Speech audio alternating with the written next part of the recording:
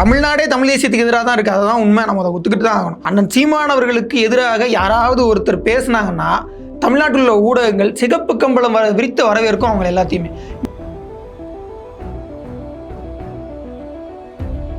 எல்லா போராட்டத்துக்கும் அண்ணன் வந்து நின்னாரு. ஏன் நீங்கள் ஓட்டு போடுறாங்க? உங்களை போராட யார் வர சொன்னாங்க? இந்த வார்த்தை எவ்வளோ காயப்படுத்தக்கூடியது.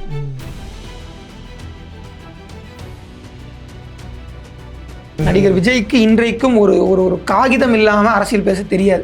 அவர் சட்டமன்றத்தில் பேச ஆரம்பிச்சதில் தொடங்கி அவர் அரசியல் களங்களில் பேசின வரைக்கும் எல்லாமே ஸ்கிரிப்டட் தான். பேசுகிறவர் யாரு? விஜய். பேச வைக்கிறவர் யாரு?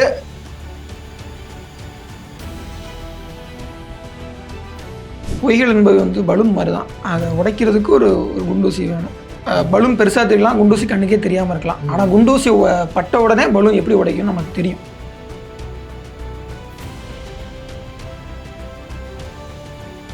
இந்த திமுக அதிமுகவுடைய மிக மோசமான அரசியல். அவங்க வந்து மக்களுக்கு எப்போவுமே ஒரு போதையை கொடுத்து பழகிட்டாங்க. பணத்தினால் உள்ள போதை, அந்த தலைமை வசீகரத்தினால் உள்ள போதை, இந்த மாதிரியான விஷயங்கள் மூலமாக மக்கள் மனசுக்கு ஒரு போதையை கொடுத்துருக்காங்கல்ல, அந்த போதையை நம்மளால் கொடுக்க முடியல.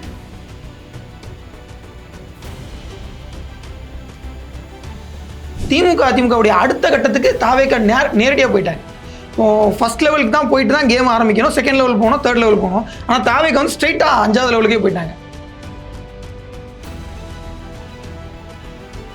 நான் வந்து சுற்றுப்பேன் அப்படின்னு சொல்லிலாம் பேசுகிறேன், துப்பாக்கி எடுத்து வர முடியலலாம் பேசுகிறேன். அவர் பேசின விவாதம் இருக்கு இல்லையா, அது என்ன பில்லுன்னு பாருங்க. Inland revenue bill. Inland revenue பில்லுக்கும் அவர் பேசுனதுக்கு என்ன சம்பந்தம்?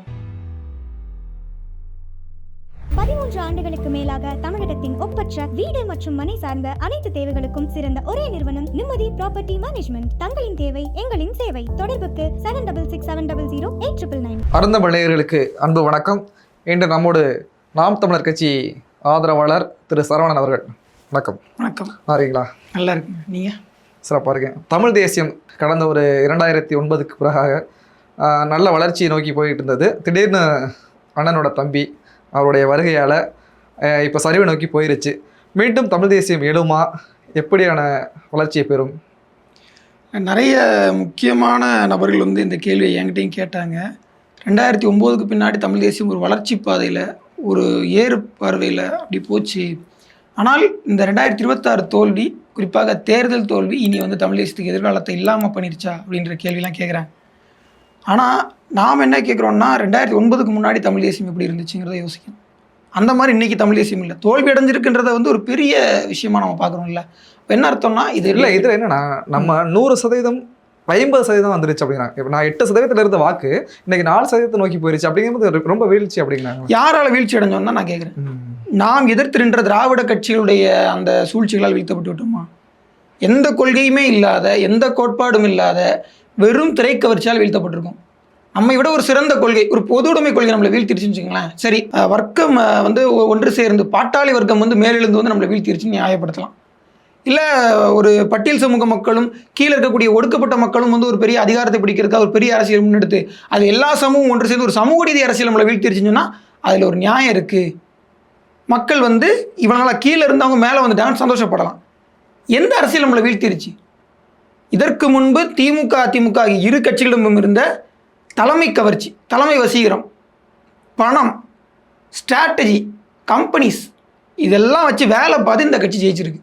வேற ஒன்றும் இல்லை. நீங்கள் சொல்கிற பார்த்தீங்கன்னா திராவிடம் வந்து ஆரிய மாயை அப்படின்னு கொண்டு வந்து மக்களை ஒரு ஆமாம். அதே மாதிரி இப்போ பார்த்தீங்கன்னா விஜய் வந்து என்ன சொல்றாருன்னா திராவிட மாயை அப்படின்னு, இப்போ திரைமாயை அப்படிங்கிற அந்த ஒரு விமர்சனத்தில் வாக்கிருக்கீங்களா? எஸ். இப்போ திமுக அதிமுகவை நம்மளால ஏன் இவ்வளோ நாளாக ஒரு 6 தேர்தல் நம்ம போட்டிட்டு இருக்கோம். இப்போ இது 7வது தேர்தல், பொது தேர்தலில். இப்போ இந்த தேர்தலில் நம்மளால ஏன் வெல்ல முடியல? இப்போ இந்த தேர்தல் நம்ம தோற்றதுக்கு காரணம் விஜய் நம்ம வச்சுப்போமே, பின்னடைஞ்சதுக்கு காரணம் விஜய் வச்சுப்போமே. இதற்கு முந்தைய தேர்தலில் தோற்றதுக்கான காரணம் என்னன்னா, இந்த திமுக அதிமுகவுடைய மிக மோசமான அரசியல். அவங்க வந்து மக்களுக்கு எப்போவுமே ஒரு போதையை கொடுத்து பழகிட்டாங்க. பணத்தினால் உள்ள போதை, அந்த தலைமை வசீகரத்தினால் உள்ள போதை. இவங்க தான் வெற்றி பெறுவாங்க, வெற்றி பெறுறவங்களுக்கு ஓட்டு போட்டால் தான் வீணாகாதுங்கிற ஒரு கண்மூடித்தனமான மனப்பான்மை. இந்த மாதிரியான விஷயங்கள் மூலமாக மக்கள் மனசுக்கு ஒரு போதையை கொடுத்துருக்காங்கல்ல, அந்த போதையை நம்மளால் கொடுக்க முடியல. நியாயமாக முடியாது. நம்ம மாற்றுன்னு பேசுகிறவங்க நம்ம பகுத்தறிவு சார்ந்த சிந்தனையை தான் ஊட்டியிருக்க முடியும். நம்ம எப்படி அந்த மாதிரி போதையை கொடுத்துருக்க முடியும்? ஆனால் விஜய் அந்த போதையை விட கூடுதலாக இன்னொரு போதையை கொடுத்துட்டார். அப்போ இது போதை தான். ஆமாம், திரை போதை தானே. வேற ஒன்றும் இல்லை. இந்த தலைமை மீதான கவர்ச்சிகளை வசீகரங்களை விட அவர்கள் மேலே ஒரு சின்ன சின்ன அதிருப்தியெல்லாம் இருந்திருக்கும். ஏன் ஊழல் நடக்குது, ஏன் அவ்வளோ அநியாயங்கள் நடக்குதுன்னு மக்களுக்கு ஏற்கனவே திமுக விமர்சனமும் இருந்துச்சு, ஒரு கேள்வியும் இருந்துச்சு. என்ன ஒன்றா அவங்கள தோக்கடிக்க முடியாதுங்கிற ஒரு இதனால அது ஓடி விட்டுருந்தாங்க. இது பண்ணாலும் அது ஒன்று தான் நியாயமான காரணமாக இருந்துச்சு. இப்போ இவங்களையெல்லாம் வந்து வீழ்த்துறதுக்கு ஒருத்தர் வந்துட்டாருன்ற ஒரு நம்பிக்கையை விஜய் உருவாக்கிட்டார். நான் தெரியாமல் தான் கேட்குறேன், விஜய் என்னென்ன பிரச்சனைகளை முன்வைத்து அரசியலுக்கு வந்தார்? இதை கேட்டிங்கன்னா யார்ட்டையுமே பதில் இருக்கு. திமுக நீங்கள் இதே திமுக வந்து முன்னாடி அண்ணன் மேலே ரொம்ப இப்போ சீமான் அண்ணன் மேலே பயங்கர குற்றச்சாட்டுகள் வைப்பாங்க. அவங்களுக்கே தெரியும். அவங்க தான் தொடர்ச்சியாக இந்த விஜயலட்சுமி அவதூறுகள், ஆமாம், அந்த அவதூறுகளை வைப்பாங்க. அது விமர்சனத்திற்கும் அவதூறுக்கும் நிறைய வித்தியாசம் இருக்குது. அதை அப்போ பரப்பிக்கிட்டே இருந்தாங்க. இப்போ என்ன பண்ணுறாங்கன்னா அதே தான் இந்த தலைமுறை, புதிய தலைமுறைகள் வந்து என்ன பண்ணுறாங்கன்னா, சீமான் வந்து இதை தான் பண்ணாரு, மாமக்கறி சாப்பிட்டாரு, AK-74 பயன்படுத்தினாரு, இதே மாதிரி அந்த அவதூறுகளை இவங்களும் பரப்புறாங்களே, ஒருவேளை இவர்களை வைத்து சீமானை ஒழிக்கிறதுக்கு திட்டப்பா? முதல்ல இந்த ஜென்சி கிட்ஸ் அவங்க வந்து புரட்சியெல்லாம் பண்ணுறதாக நிறைய பேர் பேசுகிறாங்க. இப்போ இருக்கக்கூடிய அமைச்சர் ஆதவர்ஜுனா வந்து கடந்த காலகட்டங்களில் புரட்சியெல்லாம் பண்ணுங்கன்னு சொல்லி கூட ஒரு வீட்டில் அப்புறம் அழிச்சிட்டாரு. அந்த நேபாளத்தை குறித்து இந்த ஜென்சி கிட்ஸினுடைய புரட்சி வந்து நிறைய நேரங்களில் நல்லதும் பண்ணியிருக்கு, கெட்டதாகவும் முடிஞ்சிருக்குது. அவர்கள் வந்து கவர்ச்சிக்கும் பொழுதுபோக்குக்கும் புரட்சி பண்ணுறவங்கன்ற மாதிரி விமர்சனங்களை ஏற்படுத்தி கொண்ட மாதிரியான வேலைகள்லாம் ஜென்சி கிட்ஸ் அவங்க என்ன பண்ணுறாங்க, ஒரு பொய்யை உண்மையாகவும் உண்மைகளை பொய்யாகவும் திரிக்கும்போது நாளடைவில் இது வந்து தமிழ் தேசியத்திற்கு மிகப்பெரிய ஒரு எதிராக வந்து அமையும் இல்லை. இதெல்லாம் வந்து பொய்கள் நீங்களே சொல்லிட்டீங்கல்ல, அப்புறம் அது எவ்வளோ நாளைக்கு இல்லை பொய்யை ஆக்குறாங்களே? இல்லை, இப்போ நீங்கள் 10 பேர் வந்து ஒரு பொய்யை 10 பேர் சேர்ந்தாங்கன்னா ஒரு உண்மையை ஆக்கிடுவாங்க. அப்படி ஆக்கிற எவ்வளோ பேர், அதாவது கிட்டத்தட்ட 1.5 கோடி பேரில் ஒரு 50 லட்சம் பேர் இணைக்கிறன்னு வச்சுங்களேன். இவங்களாம் ஒன்றை சேர்ந்து இந்த தமிழ் தேசியம் அழிப்பதற்கான திட்டம் இருக்கலாம் இல்லையா? இல்லை, இந்த மாதிரியான திட்டங்கள்லாம் இருக்கலாம், நான் இல்லைன்னு சொல்லலை. நான் என்ன கேட்குறேன்னா, நீங்கள் சொல்கிற அந்த தாவேகா என்கின்ற கட்சிக்கு 1-லேருந்து 1.5 கோடி உறுப்பினர்கள்னு சொல்கிறாங்க இல்லையா? நாம் தமிழர் கட்சியுடைய உறுப்பினர்கள் எனக்கு தெரிஞ்சு அவ்வளோலாம் கிடையாது. அதிகபட்சம் 10 லட்சம் இருக்கலாம், இல்லை 30 லட்சம் இருக்கலாம், எனக்கு தெரில, சாலான எண்ணிக்கை தெரில. ஆனால் அந்த 1.5 கோடி பேரும் தோத்து போயிருந்தா என்ன ஆயிருப்பாங்க? 2026 தேர்தலில் தாவேகா தோல்வி அடைந்திருக்குது அப்படின்னு ஒரு கற்பனை கட்சி, வேற ஏதோ ஒரு கட்சியை பின்பற்றி போயிருப்பாங்க. அந்த கட்சி என்ன இருக்கும்? அது கொஞ்சம் வளர்ச்சி அடைஞ்சிருக்கும். அந்த மற்ற கட்சி வளர்ச்சி அடைஞ்சிருக்கும், அந்த கட்சி உடஞ்சிருக்கும், அந்த கட்சியோட தாவேகா உடஞ்சிருக்கும், கட்சி தாவேகா உடஞ்சிருக்கும் கண்டிப்பா. ஆனால் நாம் தமிழர் கட்சி இத்தனை தோல்விகளை கண்ட பிறகும் ஏன் இவ்வளவு நாள் நிலையா நிற்குது? ஏன்னா அந்த கட்சிக்குன்னு ஒரு லட்சிய கனவு இருக்கு. நீங்க வந்து உட்டோப்பியான ஒரு வார்த்தை கேள்விப்பட்டிருக்கீங்க. உட்டோப்பியாங்கிறது லட்சிய சமூகம், அது வந்து கற்பனையான இதெல்லாம் கிடையாது. அது பின்னாட்கள் அதுக்கு பயன்படுத்திக்கிட்டாங்க. லட்சிய சமூகம்ங்கிறது தான் நாம் தமிழர் கட்சியுடைய ஒரு கொள்கை. அந்த லட்சிய சமூகம்ங்கிறது தமிழமாக இருக்கட்டும், அல்லது தமிழ்நாட்டிலேயே வந்து நிறைய சீர்திருத்தங்களை கொண்டு வந்ததாக இருக்கட்டும், விளிம்பு நிலை மக்களுடைய வாழ்வாதாரங்களை வலுப்படுத்துவதாக இருக்கட்டும், இதுதான் உண்மையான அரசியல். விஜய் வெற்றி பெற்று இது அரசியலா?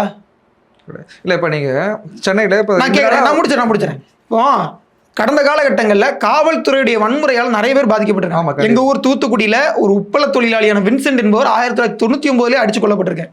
இன்னைக்கு வரைக்கும் நீதி கிடைக்கலன்னா நிறைய போராட்டங்கள் நடந்துச்சு. 2025 அதுக்கு வந்து தீர்ப்பு எழுதி அது நீதியெல்லாம் கிடைச்சிது. நான் நினைக்கிறேன்னா 99 நடந்தது திமுக, அதிமுகவுடைய ஆட்சி காலத்தில் ஜெயராஜ் ஃபினிக்ஸ் கொலை வழக்கெல்லாம் நடந்துச்சு, நமக்கு தெரியும். இப்போ நேத்த முந்தானத்தோ ஒரு விவசாயிய காவல் ஆய்வாளர் அடிச்சு அவருக்கு சீரியஸா இருக்காரு. பாத்தீங்களா? இது எந்த ஆட்சி காலத்துல நடக்குது? சீஃப் மினிஸ்டர் யாரு? அவருடைய ஆட்சியில் அவருடைய கட்டுப்பாடு சொல்றாங்க வந்து அவருக்கு எதுவுமே தெரியாது, கீழே உள்ளவங்களுக்கு அவருக்கு எதுவுமே தெரியாதுங்க. இப்படி எத்தனை நாளைக்கு அவரை புனிதப்படுத்திட்டு இருப்பீங்க? அப்போ கருணாநிதி அவர்களுக்கு எதுவுமே தெரியாது, ஜெயலலிதா அவர்களுக்கு எதுவுமே தெரியாது. அவர்கள் எந்த பழிபாவும் அறியாதவர்கள்னா அவங்க ஆட்சி நடத்தின சமகாலத்தில் மக்கள் நினைச்சிட்டு இருந்தாங்க. அப்படிதான் நினைச்சிட்டு இருந்தாங்க. எடப்பாடி பழனிசாமி அவர்களுக்கு வந்து ஸ்டெர்லைட் துப்பாக்கி சூடு நடந்த நாள், ஸ்டெர்லைட் துப்பாக்கி சூடு நடந்த அன்னைக்கு ஐயா எடப்பாடி பழனிசாமி அவர்களுக்கு தெரியாது. அந்த மாதிரி நாளைக்கு வந்து விஜய் சொல்லலாம், உங்களுடைய அலட்சியங்களுக்கு நாங்கள் தான் பலியாகணும். ஆனால் தெரியும் நாளை பின்ன அவருக்கு ஒன்று கணக்கு ஒன்று ஆச்சுன்னா, அந்த விவசாயிக்கு ஒன்று கணக்கு ஒன்று ஆச்சுன்னா அதற்கான பழியை அதற்கு பொறுப்பு யார் ஏற்றுப்பா? நீங்க எதுவுமே எனக்கு தெரியாதுன்னா அப்புறம் நீ எதுக்கு முதலமைச்சரா இருக்கீங்க? எதுவுமே தெரியாதுன்னு சொல்ற ஒருத்தர் எதுக்கு முதலமைச்சரா இருக்கணும்? நான் அப்படித்தானே கேட்பேன். எல்லாம் தெரிகிற ஒருத்தர் தான் முதலமைச்சராகணும் நான் நினைச்சு ஓட்டு போடுறேன். வேற ஒன்றும் இல்லை. விஜய்க்கு ஓட்டு போட்டவங்க என்ன சொன்னாங்க? விஜய் வந்துட்டாருன்னா எந்த தப்பு நடக்காதுங்க, நடந்துட்டு இருக்கு, தெரியாதுங்கிற. நீங்க இப்போ அவர் வந்து வர்றதுக்கு முன்னாடி ஒன்று பேசுவீங்க, வந்ததுக்கு அப்புறம் ஒன்று பேசுவீங்க, என்ன அர்த்தம்? அது எனக்கு புரியல. இல்லை, இப்போ சில பெண்களை பார்த்தீங்கன்னா அவர் வந்து தேர்தல் அறிக்கையில் சொன்னார் 2500 கொடுப்போம், வேலையில்லா பட்டதாரிகளுக்கு 4000 கொடுப்போம், நாங்கள் 6 சிலிண்டர் கொடுப்போம் அப்படிலாம் சொன்னாங்க. இப்போ என்ன சொல்கிறாங்க, வந்து வீடியோ போடும்போது அந்த பெண்களெல்லாம் சொல்கிறாங்க, அண்ணா நீங்கள் எங்களுக்கு எதுவுமே வேண்டாம், எங்களுக்கு எதுவுமே வேணாண்ணா, நீங்கள் வந்து நல்லாட்சியை கொடுங்கங்கிறாங்க. நல்லாட்சிங்கிறது எப்படி வரும்? ஓகேங்களா? இந்த மாதிரி வன்முறைகள் இந்த பிரச்சனைகளை தீர்க்காம வரும். உங்களுடைய பார்வையில் எங்களுக்கு தெரியும் இப்போ கடந்த காலமாக எவ்வளோ பிரச்சனைகள், பெண்களுக்கு எதிரான பாலியல் குற்றங்கள், கொலைகள் எதுவுமே தடுக்கப்படவில்லையே, இது எப்படி சாத்தியம்? மறுபடியும் திமுக போல தாவேக்கா மாறுமா? நான் வந்து கண்மூடித்தனமான குற்றச்சாட்டுகளை வந்து இந்த தாவேக்கா மேலே வைக்க விரும்பலை. அவங்க வந்து 108 தொகுதிகளில் வெற்றி பெற்று தனிப்பெரும்பான்மை பெற்றிருக்கிறாங்க. மேண்டேட்டாக அவங்க தான் ஆட்சி அமைக்கணும், ஆட்சி அமைச்சிட்டாங்க. அமைச்சரவை விரிவாக்கம் முதற்கொண்டு இப்போ தான் முடிஞ்சிருக்கு. இனி வரும் நாட்கள் ஒரு 6 மாதங்களில் வந்து நம்ம நேரம் கொடுத்து இந்த ஆட்சி எதெல்லாம் சரி செய்யுது, எதையெல்லாம் சரி செய்யலைங்கிறத பார்த்து தான் வந்து நம்ம விமர்சிக்கணும். எடுத்துக்காட்டுக்கு புசியானந்த் அவர்கள் வந்து பதவியேற்ற அன்னைக்கு ஒரு டெண்டர் போயிடுச்சுன்னு சொல்லிட்டு சொன்னாங்க. அடுத்த நாளே காஞ்சிபுரத்துல இருந்து 2 பேர் வந்து இடைநீக்கம் பண்ண கவனத்துக்கு போயிருச்சு, இடைநீக்கம் பண்ணிட்டாங்கன்னு சொல்றேன். சரி, ரைட், நல்ல விஷயம். நீங்க வந்து அந்த விமர்சனத்தை கண்டு கொண்டு நடவடிக்கை எடுத்தலாம், சூப்பர் தான். நான் அது இல்லைன்னு சொல்லலை, நல்ல விஷயம், நானும் பாராட்டேன். ஆனால் இந்த 6 மாதம் வந்து டைம் கொடுக்குறோம்ல, இந்த டைமுக்கு முன்னாடி ஒரே வாரத்தில் நல்லாட்சி பிறந்து விட்டது, நல்ல காலம் பிறந்துச்சு, இந்த குடுகுடுப்புக்கார அதை விட மோசமா ஏன் ஃபேக் நரேஷன் செட் பண்றீங்க? நான் என்ன சொல்றேன், நாங்கள் மோசமான ஆட்சி நடந்தது நாங்கள் இந்த 6 மாதம் விமர்சிக்க விரும்பல, நாங்கள் பிரீத்திங் பீரியட் தரோம்னு சொல்றோம். அதுக்கு முன்னாடி நீங்க ஏன் அவசரப்பட்டு ஃபேக் நரேஷன் செட் பண்ணி நல்லாட்சி நடக்குதுன்னு ஏன் மாயை பிள்ளைங்களை மூழ்கடிக்கிறீங்க? நல்லாட்சி நடக்குதா இல்லையான்னு மக்கள் சொல்லட்டும், ஏன் அவசரப்படுறீங்க? இப்போ இந்த கடந்த ஒரு வாரத்தில் அவ்வளவு பாலியல் முறைகள் நடந்துச்சா இல்லையா? எல்லா இடத்துலையும் நம்ம கேள்விப்பட்டோம். ஒருத்தர் வீட்டுக்குள்ளே போய் வெட்டுறாங்க, வீடு புகுந்து வெட்டிருக்காங்க. நேற்று புதுக்கோட்டையில் ஒரு 17 வயது பையனை வெட்டியிருக்காங்க. அவர் வந்து வழக்கு விசாரணைக்கு வந்தவர்னு சொல்றாங்க. ஸோ நான் என்ன கேட்குறேன்னா, இவ்வளவு வன்முறைகளும் தமிழ்நாட்டுக்குள்ள தான் நடக்குது. இதுவுமே தெரியாது. கரண்ட் கட்டானா அவருக்கு தெரியாது, கொலை நடந்தா அவருக்கு தெரியாது, பாலியல் முறை நடந்தா அவருக்கு தெரியாது. அப்புறம் எதுக்கு கூட நான் கேட்குறாங்க, இது மாதிரி மின்சாரம் வந்து கட் பண்ணிட்டு இருக்காங்க, ரொம்ப மின்வெட்டு போயிட்டு இருக்கேன் அப்படின்னு கேட்கும்போது அவர் என்ன சொல்றாருன்னா, இல்லை அதோட துறை அமைச்சர் வந்து அதை விளக்கம் கொடுப்பாரு அப்படிங்கிறாரே. ஒரு சம்பந்தமே இல்லாம அவங்க எல்லாம் பறி சொல்லக்கூடிய இடத்துல இல்லை இந்த மாதிரி வந்து தட்டி விட்டு போறதெல்லாம் நடக்கிறது தான். சரி, அந்த துறை சார்ந்த அமைச்சர் என்ன பதில் கொடுக்குறாரு நம்ம பார்ப்போம். நான் என்ன கேட்குறேன்னா, இதெல்லாம் உங்களுக்கு தெரியாதுன்னு தட்டி கழிக்கிறீங்கன்னா நீங்கள் எதுக்கு பொறுப்பில் இருக்கணும்? எனக்கு தெரியாதுன்னு சொல்றதுக்கு அர்த்தம் என்ன? பொறுப்பை தட்டி கழிக்கிறதுன்னு அர்த்தம். அதை விட பெரிய குற்றம் உண்டா? முதலமைச்சர் விஜய் அவர்கள் வந்து அந்த பொறுப்பை ஏற்றுக்கிட்டாருன்னா அதை அவர் திறம்பட செய்யணும். இல்லைன்னா அவர் தான் திறமை குறைவானவர் அப்படின்றத நம்ம ஒத்துக்கிடணும். இல்லை அவர் புனிதமானவர், அவர் வந்து இதெல்லாம் வந்து கிழிச்சு நட்டிடுவார்னா அது நம்புற மாதிரி இருக்கா? நான் சொல்றேன்னா, ஒரு திறமையான நபரை நாங்கள் ஏற்றுக்கிறோம், அவர் திறமையானவராக இல்லைன்னா அதை நீங்கள் ஏற்றுக்கணும்ல. அப்போ உண்மைக்கும் பொய்க்கும் வேறுபாடு தான். உங்களுடைய மூட நம்பிக்கை, கடவுள் என்னை காப்பாற்றுவாருன்னு சொல்லி தீக்குள்ள போய் நான் விழுந்தேன்னா அது மூட நம்பிக்கை தான். கண்டிப்பாக இல்லையா? கடவுள் என்னை காப்பாற்றுவார், நான் உழைக்கணும், நான் வந்து கடவுள் எனக்கு சாப்பாடு கொடுத்துருவாரு, நான் உழைக்காமல் இருந்தேன், அது என்னுடைய சோம்பேறித்தனம் இல்லையா? உன்னுடைய சோம்பேறித்தனத்தை நீ கடவுள் மேலே போட முடியாது. அதே மாதிரி விஜயினுடைய தவறுகளை மறைப்பதற்கு அவருடைய திரைபிம்பத்தை இங்கே பயன்படுத்த முடியாது. அவர் மீதான நல்லவருங்கிற பிம்பத்தை வச்சு நீ அவருடைய எல்லா திறன் குறைவுகளையும் எல்லா குறைபாடுகளையும் மறைக்க முடியாது. நாம் திரும்ப திரும்ப சொல்கிறது தான், ஜென்சி கிட்ஸ் எதை பார்த்து அவருக்கு ஓட்டு போட்டாங்கன்னு தெரியல. அது ஜென்சி கிட்ஸ் மட்டும் தான் போட்டாங்கன்னு சொல்ல முடியாது. பல வயதில் மூத்தவர்கள் முதிர்ந்தவர்கள் எல்லாருமே தான் அவங்கள பார்த்து போட்டிருப்பாங்க. ஆமாம், சொல்ல முடியாது, போட்டாங்க. நான் என்ன கேட்குறேன்னா, போட்டவங்க எல்லாம் அவர் தவறா இருக்கிறான்னு ஒத்துக்கங்க. இல்ல இப்ப அதான் எல்லாருமே சொல்றாங்க. அந்த ரியாலிட்டி உங்களை நம்பி பொதுமக்கள் எவ்வளவு பேர் இருக்காங்க. இப்ப உங்களுக்கு ஓட்டு போட்டவங்களே இருக்காங்க, போடாதவங்களும். நீங்க போடாதவங்கள விட விட்டுருங்க, உங்களுக்கு போட்டவங்க எவ்வளவு பேர் இருக்காங்க. அவங்களும் உங்களை பார்த்துருப்பாங்க, சரி இந்த பசங்க நல்லா பண்ணுவாங்க அப்படி பண்றாங்க. ஆனா நீங்க மறுபடியும் ஒரு நரேட் செட் போது எவ்வளவு பாதிக்கப்படுறாங்க. அதான் அப்ப ரியாலிட்டியை வந்து அக்செப்ட் பண்ணிக்கிறதுக்கான ஒரு அறிவு நேர்மை, அந்த அறிவு நேர்மை என்பது தாவேக்காவினரிடம் இருக்கிறது. அவர்கள் ப்ரொஃபஷனலாகவே அவங்க அரசியல்வாதி கிடையாது. இன்னைக்கும் விஜயை பற்றி பேசும்போது நடிகர் விஜய் தான் சொல்ல தோணுது. ஏன்னா அவர் இன்னும் அரசியல்வாதி விஜய்ங்கிற இடத்துக்கு வர்றதுக்கு இன்னும் 10 வருஷம் ஆகும். அதுக்கு பிறகு சட்டமன்ற உறுப்பினராக இருக்கு இன்னும் 5 வருஷம் ஆகும். அதுக்கப்புறம் ஒரு முதலமைச்சராக இருக்குன்னு 20 வருஷம் ஆகும். ஸோ ஒரு 20 வருட பயணத்தை ஸ்கிப் பண்ணிட்டு 2 வருஷத்தில் அவர் கொடுத்துருக்கிறது மக்கள் பண்ண பெரிய தவறு. அவர் இனிதான் எவ்வளவு நிர்வாகத்தில் எவ்வளவு கோளாறுகள் எவ்வளவு குளறுபடிகள் பண்ண போறாரு. கரூர் சம்பவத்தின் போது அந்த கட்சி வந்து செயலிழந்து போய் கிடந்துச்சு இல்லையா, நிற்காம பேரலைஸ் ஆயிருந்துச்சு இல்லையா, அந்த மாதிரி நிலைமைக்கு கட்சி போன மாதிரி ஆட்சியும் போயிடும். அது ஒரு நாள் நடந்தால் வாய்ப்பு இருக்கு. நான் என்ன சொல்லுவேன்னா, இந்த ஆட்சிங்கிறது மிக கொடுமையான காலகட்டம். அதிமுக எவ்வளவு கொடுமையான காலகட்டமாக இருந்தோ அதே மாதிரி இந்த 5 ஆண்டு கால ஆட்சி இருக்க போகுது. நாம நம்மளை பாதுகாத்துக்கணும். ஏன்னா அந்த திமுக ஆட்சி இவங்க இப்போ இந்த மின்வெட்டு வருது, 2 நாளாக மின்வெட்டு பிரச்சனைகள் சென்னையில் அதிகமாக வந்துட்டு இருக்கு. ஆமா, ஆனால் அவங்க சொல்றாங்க என்ன சொன்னா, திமுக குறை சொல்றாங்க, அவங்க டிரான்ஸ்ஃபார்மர் ஊழல் பண்ணிட்டாங்க எப்படிலாங்கிறாங்களே. அதை ஊழலை சரி செய்யறதுக்கு தானே உங்களுக்கு பொறுப்பு கொடுத்தாங்க அப்படிங்கிற அவங்க பொறுப்பட்டு நடக்கிறாங்களா, அவங்க சந்தேகமா இருக்குல்ல. மின்வெட்டு பிரச்சனைங்கிறது காலகாலமாக தமிழ்நாட்டில் இருந்தது தான். நான் வந்து அதை உடனடியாக தீர்த்திட முடியும்னு சொல்லலை. ஜெயலலிதா அவர்கள் வந்து 2011 இதெல்லாம் வாக்குறுதி கொடுத்து ஆட்சிக்கு வந்தாங்க. அவங்க வந்ததுக்கப்புறம் 9 மணி நேரம் மின்வெட்டு நடந்துச்சு. நான் வந்து இப்போ 10ஆம் வகுப்பு படிச்சுட்டு இருந்தேன். இப்போ எவ்வளோ நேரம் மின்வெட்டு நடந்துச்சு எனக்கு நல்ல ஞாபகம் இருக்குது. கூடங்குளம் அணுலை திறப்பதற்காகத்தான் அவங்க அந்த மின்வெட்டு பண்ணாங்கன்ற ஒரு குற்றச்சாட்டு இருக்குது. ஏன்னா எதையாவது திறந்து தொலை, எனக்கு கரண்ட் வந்தால் போதுன்ற மாதிரி தான் மக்கள் பயங்கர விரக்தியில் இருந்தாங்க. ஸோ பிரச்சனைகளை சரி செய்யறதுக்கு உங்களுக்கு ஒரு காலம் எடுக்கும், நான் இல்லைன்னு சொல்லலை. ஆனால் நீ என்ன நடவடிக்கை எடுக்க போறீங்கன்றத மக்கள் எதிர்பார்த்துட்டு இருக்காங்க. முதல்ல மின்வெட்டு நடந்துச்சா? ஆமா நடந்துச்சு. இப்போ 40,000 குளத்துல கிராவல் எடுத்துக்கங்க, இலவச அனுமதி இலவசமாக எடுத்துக்கங்க அப்படிங்கிறாங்க. சரி, இலவசமாக எடுத்து யார் பயன்படுத்துவாங்கன்னா மண்பாண்ட தொழிலாளர்கள் இவங்களாம் பயன்படுத்திக்கலாம், இவங்க விவசாயிகள் பயன்படுத்திக்கிடுவாங்க அப்படின்னு சொல்கிறாங்க. ஆனால் அதுக்கு பின்னாடியே எவ்வளோ பெரிய அரசியல் இருக்கோ, எவ்வளோ பணத்துக்காக மண்ணை கொண்டு விற்பாங்க அதெல்லாம் தெரியும். ஆனால் இதை அவங்க நார்மலைஸ் பண்ணுறாங்களே. இல்லை, அதான் நிறைய விஷயங்களை நார்மலைஸ் பண்ணுறதும் ஏன் திமுக ஆட்சியில் இல்லையான்னு சொல்கிற அளவுக்கு அதை உதாரணம் காட்டி அன்னைக்கு இருந்த மாதிரி தான் அன்னைக்கு இருக்கும் அப்படின்ற மாதிரி அதை அவங்க சொல்ல வராங்க. அப்போ அது அன்னைக்கு இன்னைக்கு என்ன மாற்று? திமுக ஆட்சி காலத்திற்கும் தாவேக ஆட்சி காலத்திற்கும், அதிமுக ஆட்சி காலத்திற்கும் தாவேக ஆட்சி காலத்திற்கும் ஒரு மாற்று வேண்டாமா?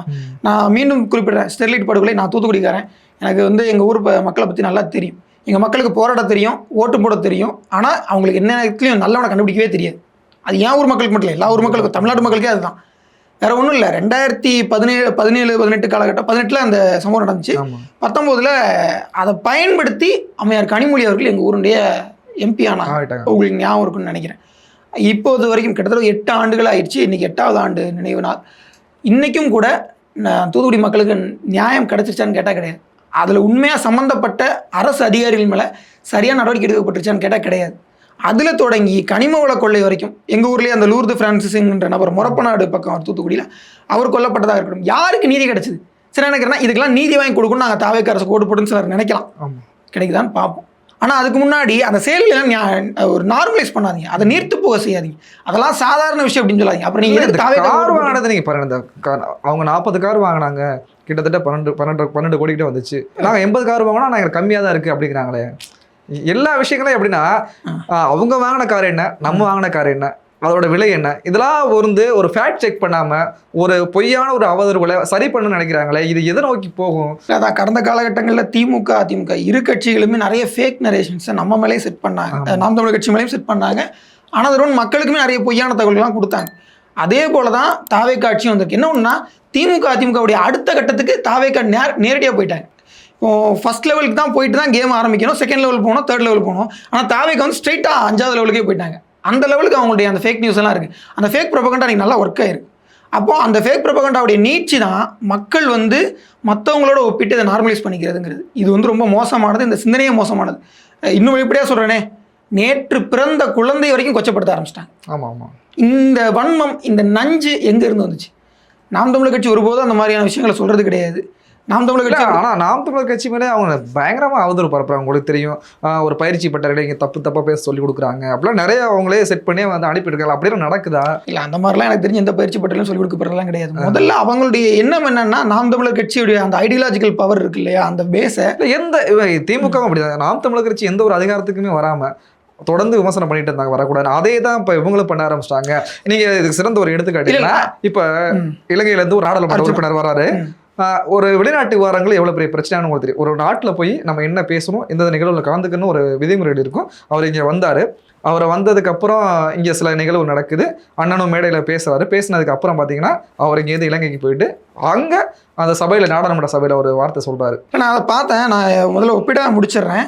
திமுக அதிமுக ஆகிய இரு கட்சிகளுமே அண்ணன் சீமான் அவர்களே நாம் தமிழர் கட்சியை நேரடியாக வரைக்கும் கவுண்டர் பண்ணதே கிடையாது. அவதூறுகள் வழியாக கீழ்மட்டத்தில் இருந்து தான் அந்த மாதிரியான விஷயங்கள்லாம் அவங்க பண்ணுவாங்க. மேல்மட்டத்தில் பெரும்பாலும் யாரும் பேச மாட்டாங்க. அதிகபட்சம் சேகர்பாபு, கீதா ஜீவன் போன்ற சில அமைச்சர்கள் பேசியிருக்காங்க அண்ணன் சீமான் அவர்கள். அவங்க எப்பவுமே கீழே உள்ளவங்களை வச்சு தான் பேச சொல்லுவாங்க, பேச வைப்பாங்க. அதே தான் தாவேகவும் பண்ணுது. இது வரைக்கும் சிடி நிர்மல்குமாரோ அல்லது ஆதவர்ஜுனா போன்றவர்கள் வச்சு தான் இது வரைக்கும் கவுண்டர் பண்ணியிருக்காங்க. விஜய் இது வரைக்கும் ஒரு வார்த்தை, ரஜினிகாந்த் இது வரைக்கும் அரசியலுக்கு வந்த போது கூட, வரேன்னு சொன்ன போது கூட, சீமான் அண்ணனை பற்றி பேசும்போது மேடல எவ்வளவு நாகரிகமா ஒரு வார்த்தை, சீமான் போராளின்னு ஒரு வார்த்தை வச்சு குறிப்பிட்டார். அந்த நாகரிகம் கூட தெரியாதவர் தான் நடிகர் விஜய். அப்போ அவங்ககிட்ட நம்ம என்ன எதிர்பார்க்க முடியும்? திமுகவுடைய அதே பாணியத்தான் இவங்களும் கையாளுறாங்க. திமுகவுக்கு எந்த விதத்திலும் தாவேகா மாற்று கிடையாது. உங்களுக்கு உண்மையாகவே ஐடியாலஜிக்கல் வில் பவர் இருந்துச்சுன்னா, ஒரு உள்ளார்ந்த கோட்பாட்டு சக்தி இருக்கும்னா, நீங்கள் நாம் தமிழர் கட்சியோட கொள்கையோட தானே மோதி இருக்கணும். நான் தெரியாமல் இருக்கிற சீமானனுடைய மகன் அமெரிக்கன் ஸ்கூலில் படிக்கிறாருன்னு ஒரு வதந்தி. அது ஒரு வதந்தி தான். ஏன்னா அவருடைய மகனான்ற பயாலஜிக்கல் சன்னாங்கிற ஒரு கேள்வி இருக்குது. நம்ம அதுக்குள்ளே போக வேண்டாம். அவருடைய தனிப்பட்ட விஷயம், நான் அதுக்குள்ளே போகக்கூடாது. Biological Sun கிடையாதுங்கிறதான். பட் என்னன்னா, அவருடைய பையன் அமெரிக்கன் ஸ்கூலில் தானே படிக்கிறான். அமெரிக்காவில் படிக்கிறான்னு அந்த நீங்கள் சொன்னீங்களா, அந்த இலங்கையிலேருந்து நாடாளுமன்ற உறுப்பினர் அவரை தானே சொன்னார். அமெரிக்காவில் படிக்கிறாரு. உங்கள் பொய்களுக்கு ஒரு அளவு இல்லை. இப்போ நான் தெரியாம விஜயுடைய மகன் எங்கே படிக்கிறாரு? நான் என்ன, பணக்காரன் ஒருத்தன் அரசியலுக்கு அவனுக்கு எந்த கேள்வி இந்த சமூகம் கேட்காது. வேற ஒன்றும் கிடையாது. நீங்கள் விஜய் ஒருத்தட்ட பெட்டி வாங்கிட்டாருன்னு சொன்னால் யாராவது நம்புவானா? ஏன் நம்ப மாட்டான்?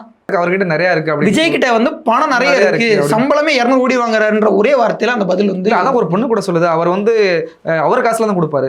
அதாவது இந்த அரசமைப்பு எப்படி இயங்குதுன்னு கூட அவங்களுக்கு தெரியல. ஆனா நான் என்ன கேட்கறேன்னா, விஜய் யார்ட்டையாவது பணம் வாங்கிட்டாருன்னு சொன்னா யாரும் நம்ப மாட்டாங்க. சீமானன் பணம் வாங்கிட்டாங்கன்னா நம்புறேன். ஏன்னா சீமானனை வந்து பெரிய வருமானம் இல்லாதவர், ஒரு ஏழை எளிய பின்புலத்தை சார்ந்தவர்ங்கிற ஒரே காரணத்துல அவர் வந்து டிஃபைன் பண்ணிடுவாங்க.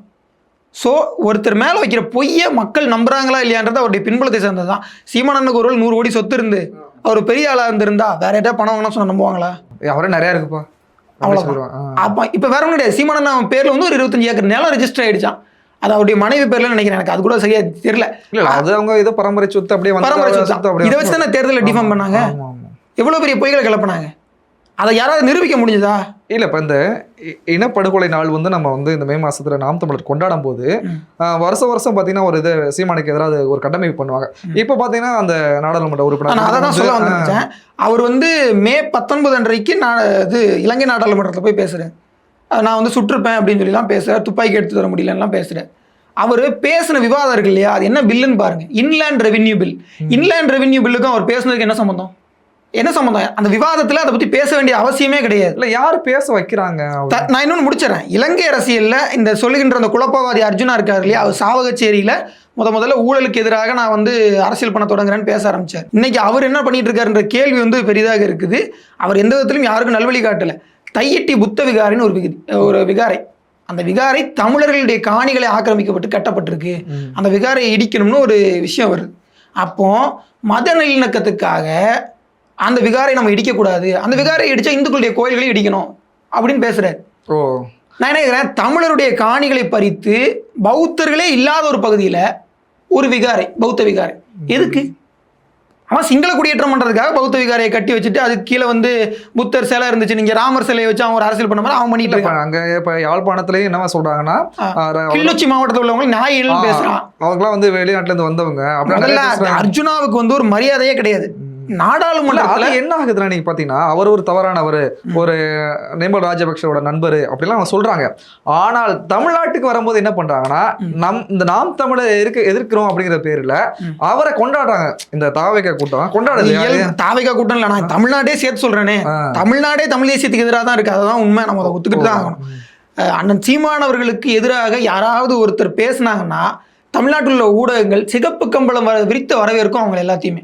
இந்த அர்ஜுனா வந்து எத்தனை ஊடகங்களில் பேசிட்டு போனார், விகடன், பிகைண்ட் உட்ஸ், எத்தனை ஊடகங்கள், எனக்கு தெரிஞ்சு 4-5 ஊடகங்கள் பேசிட்டு போனார்னு நினைக்கிறேன். அது போக விசிகாவுடைய மேடையில் அதே அர்ஜுனா அண்ணன் திருமாவளவன் அவர்களையும் விமர்சித்து அநாகரிகமெல்லாம் திட்டியிருக்காரு.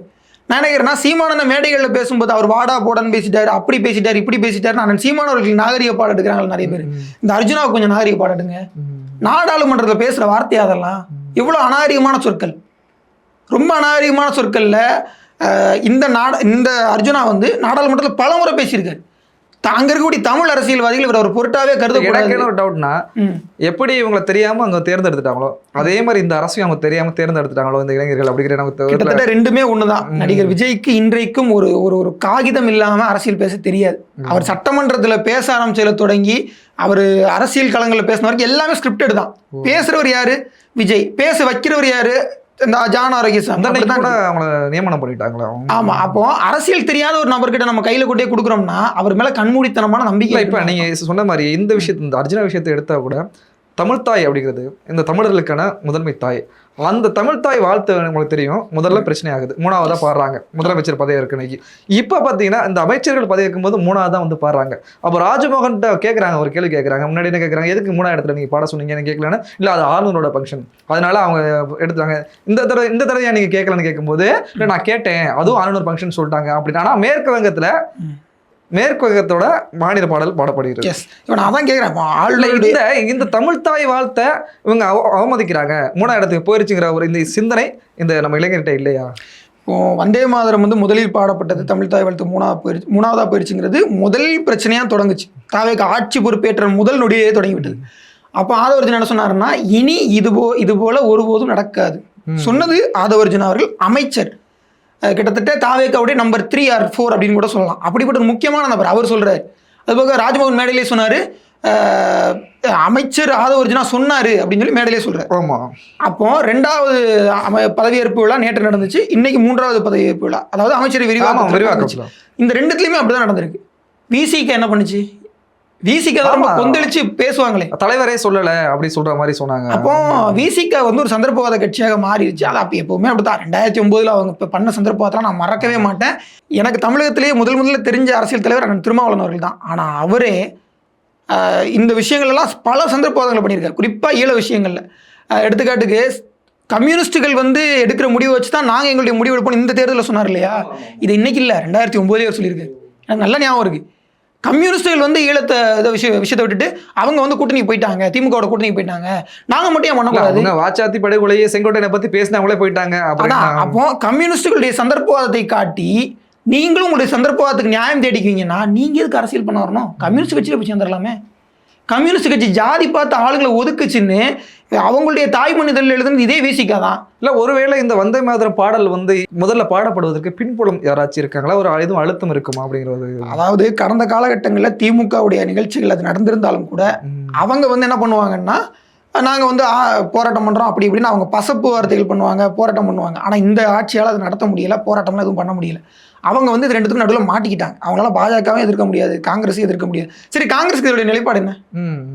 வந்தே மாதரம் வந்து முதலாகவும் கடைசியாக 3வதாக தமிழ் தாய் வாழ்த்து பாடப்பட்டது. இது காங்கிரஸ் நிலைப்பாடு என்ன? இல்லை, காங்கிரஸ் அவங்க தேசிய கட்சி, அவங்க எப்பவுமே அதை வந்து அதில் ஆதரிப்பாங்க தானே. காங்கிரஸுடைய கடந்த காலங்களில் 1950களில் நாடாளுமன்றத்தில் எதிர்த்தது காங்கிரஸ்காரங்க தானே. ஓ, அப்போ உங்களுடைய வரலாறு என்னவாச்சு? ஐயுஎம்எல் இதுக்கு என்ன பதில் சொல்ல போகுது? ஐயுஎம்எலுக்கு வந்து வந்தே மாதம்னா பிடிக்கவே பிடிக்காது. ஆமா, அவங்க என்ன பண்ண போறாங்க? பாசிச பாஜக நேரடியாக எதிர்ப்பு அப்படிப்பாங்களா? அவங்க இந்திய வரலாற்றின் தொடக்கத்துல இருந்தே வந்தே மாதத்தை ஏத்துக்க மாட்டேன்னு சொன்னவங்க யாரு? ஆமா, கண்டிப்பா முஸ்லீம் லீக் தானே.